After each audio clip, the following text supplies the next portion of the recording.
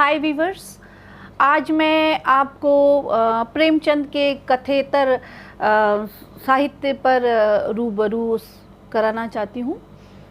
मैं आज ये बताना चाह रही हूँ कि उन्होंने कहानियाँ लिखी, उपन्यास लिखा और बहुत ज़्यादा लोगों पर उनका अथक प्रयास है। वो एक मार्क्सवादी लेखक हैं, प्रगतिशील संघ के संस्थापक या रह चुके हैं और वह अपने जीवन में उन्होंने हिंदी साहित्य को कश्मीर से कन्याकुमारी तक पढ़ने योग्य बना दिया और वे उपन्यास सम्राट के नाम से भी जाने जाते हैं। परंतु मैं यदि प्रेमचंद के बारे में बताना चाहूँ तो शायद कई वीडियो उनके कृतित्व और उनके व्यक्तित्व पर बन जाएगी, परंतु मैं जिस ख़ास मकसद से आज आई हूँ उस मकसद पर आती हूँ। मैं उनके कथेतर साहित्य की बात करना चाहती हूँ और आप लोग अगर ये वीडियो पसंद कर रहे हैं तो मैं अब कंपटीशन की पुस्तकों पर भी रिव्यू करूँगी।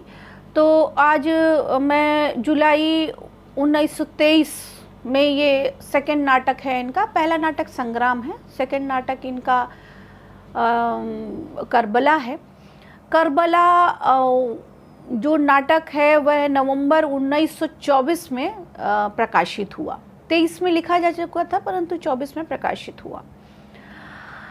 लेखक प्रेमचंद अपने नाटक के प्रारंभ में ही कह देते हैं कि भाई ये मंचीय नहीं है। यदि आप इसे मंचीय करना चाहते हैं तो कुछ काट छांट करनी पड़ेगी। ये लेखक के अपना वक्तव्य है कि प्रेमचंद कहते हैं कि इसकी रचना खंड 10 है और इसमें उन्होंने कहा है कि इसकी अंतर्वस्तु जो है वो मुस्लिम समाज के इस्लाम का उद्भव काल पर है और इसमें ये भी दिखाया गया है कि इस्लाम का उद्भव काल और उसका उत्कर्ष और उसका ह्रास क्या होता।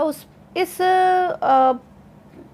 करबला नामक नाटक में ये भी दिखाया गया है कि मुसलमानों के बहुत अधिक जनवादी साहित्य है।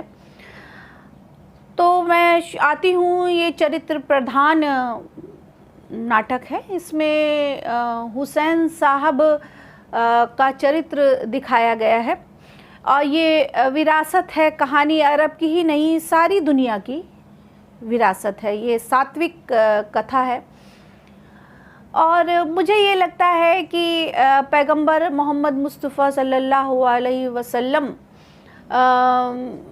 ने अपने मृत्यु अर्थात जब वो मृत्यु हो जाती है उनकी, उसको शरीयत में या इस्लामिक लोग कहते हैं कि जब वह हुजूर पाक या पैगंबर साहब पर्दा कर गए मीन्स मृत्यु हो गई उनकी, पर्दा कर लेते हैं, तो उनके खिलाफत की मुख्य पदवी उनके चचेरे भाई को भी नहीं मिली और उनके दामाद को भी नहीं मिली, क्योंकि उनकी बेटी थी फातिमा अलैहिस्सलाम, उनके पास बेटा नहीं था। तो उनके चचेरे भाई को उनकी गद्दी मिलना चाहिए था या उनके दामाद को मिलना चाहिए था, परंतु इसे अबू बकर या उमर फारूक को मिलती है और सर्वसम्मति से ये खलीफा चुना जाता था। ये परंपरा पैगंबर साहब ने ही डाल दी थी कि जिसे भी चुनना है उसे जनवादी परंपरा के द्वारा और सर्वसम्मति से चुनना होगा। तो सामंतशाही विरोधी जनवादी जो हुजूर पाक के नवासे अर्थात बेटी के बेटे हुसैन साहब रहते हैं, तो वो बैयत विवाद की करबला की जंग होती है। वो कहते हैं कि नहीं, बहुत अधिक पब्लिक पर सत्ताधारी जो यजीद होता है और जो वह वहाँ का राजा होता है, वह बहुत अधिक कष्ट देता है पब्लिक को, लोगों को, और वह वहाँ के सारे लोगों को परेशान करता है। तो सब लोग उनके पास आते हैं, हुसैन साहब के पास, और कहते हैं कि भाई ये समाप्त होना चाहिए।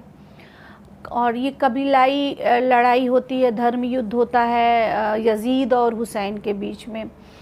हुसैन साहब शहीद हो जाते हैं, वह उनके पानी पीने की जगह पे अपने सिपाही बैठा देता है, यजीद उन्हें पानी भी नहीं पीने देता और प्यासे ही कई लोग मर जाते हैं। अधर्म की विजय होती है, परंतु इस अधर्म की विजय पर ही यजीद के भी जो अपने होते हैं वो भी सत्य की ओर मुड़ जाते हैं। आला सैनिक जो होते हैं वो आला सैनिक हुसैन साहब की शहादत के बाद इस्लाम कबूल कर लेते हैं और ये कहते हैं साद किस जो होता है एक व्यक्ति जो यजीद का सिपाही होता है, वह हुसैन साहब की फैमिली वालों का गर्दन काटने के लिए मना कर देता है और साद आत्महत्या, उनका अपना सिपाही साद अपना आत्महत्या कर लेता है। नज़रबंदी के प्रकोप में यजीद का पुत्र यजीद का जो पुत्र होता है वो भी उनका विरोध करने लगता है।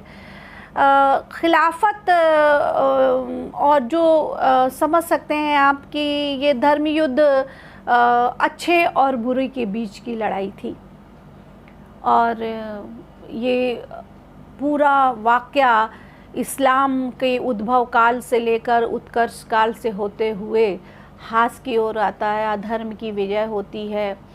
और इसमें हुजूर पाक ये कहते हैं कि भाई सब्र और संतोष परम धर्म है और सत्यमेव जयते है, तो परंतु ये सत्यमेव जयते नहीं दिखाई पड़ता। तो इस तरीके से उन्होंने बहुत सारे अंकों में इस कथा को समेटा है।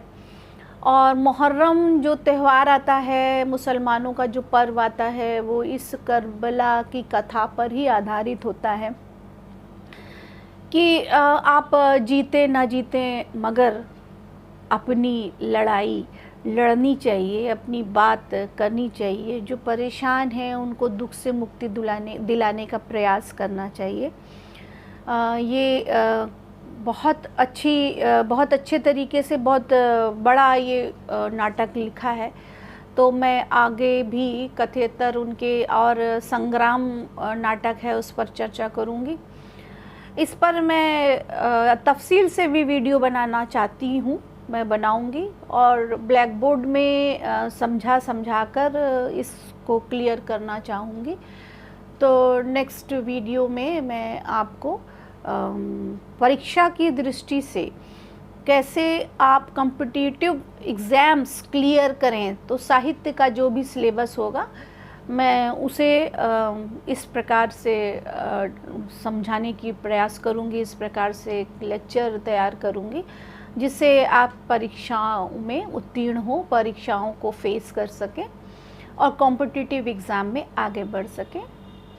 मैं उसकी व्यवस्था कर रही हूँ, कॉम्पिटिटिव एग्ज़ाम की बुक्स को मैं मंगा रही हूँ और जिससे कि आप विद्यार्थियों का फ़ायदा हो और मेरा भी पढ़ना पढ़ाना चलता रहे, क्योंकि हर शिक्षक पहले एक स्टूडेंट होता है। Thank you very much viewers. और आपको मेरा ये वीडियो कैसे लगा इसके बारे में आप कमेंट्स ज़रूर लिखिएगा। कुछ नहीं तो एक थम्स अप तो बनता है मेरे लिए, और शेयर भी कर सकते हैं और कमेंट्स करिए और सब्सक्राइब करिए। Thank you very much.